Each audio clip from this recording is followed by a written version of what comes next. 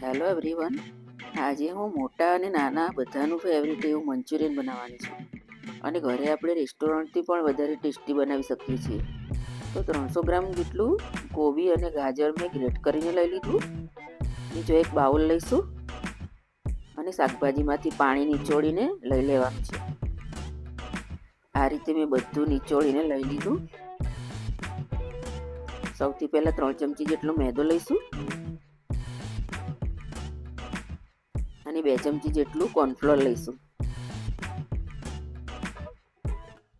થોડો મરીનો powder add કરીશું અને અડધી ચમચી મીઠું લઈશું.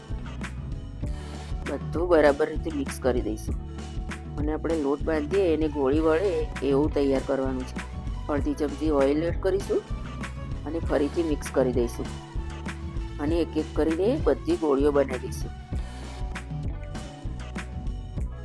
આવી રીતે મેં બધી ગોળીઓ બનાવી દીધી છે અને કઢાઈમાં થોડું તેલ લઈશું અને એક એક કરીને મંચુરિયન તળવા માટે રાખી દઈશું.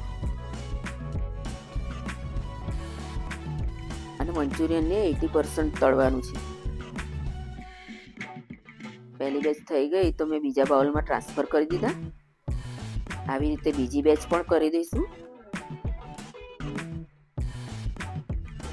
એને પણ મેં ફ્રાય કરીને લઈ લીધા છે.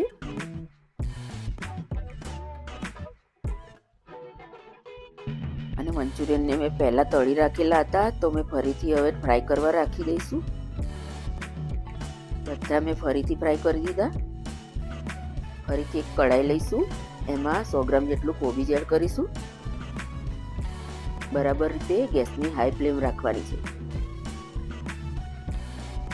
પછી આદુ લસણની પેસ્ટ એડ કરીશું. એને મેં મિક્સીમાં પેસ્ટ કરીને રાખી હતી. સારી રીતે ફ્રાય કરી દઈશું. પછી અડધી ચમચી જેટલું સોયા સોસ એડ કરીશું અને અડધી ચમચી જેટલું વિનેગર એડ કરીશું.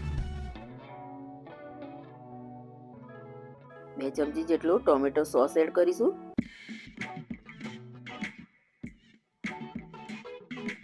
સારી રીતે મિક્સ કરી દઈશું. એક નાની ચપટી જેટલું જ મીઠું એડ કરીશું. મિક્સ કરી દઈશું અને બધા મંચુરિયન એમાં એડ કરી દઈશું. અને આપણું આ રેસ્ટોરન્ટ જેવું ટેસ્ટી મંચુરિયન તૈયાર થઈ ગયું છે. આવી રીતે બનાવશું તો બહુ જ ટેસ્ટી બને છે. આવજો ફ્રેન્ડ્સ, ફરી મળીશું નવી રેસીપી સાથે. Like and subscribe.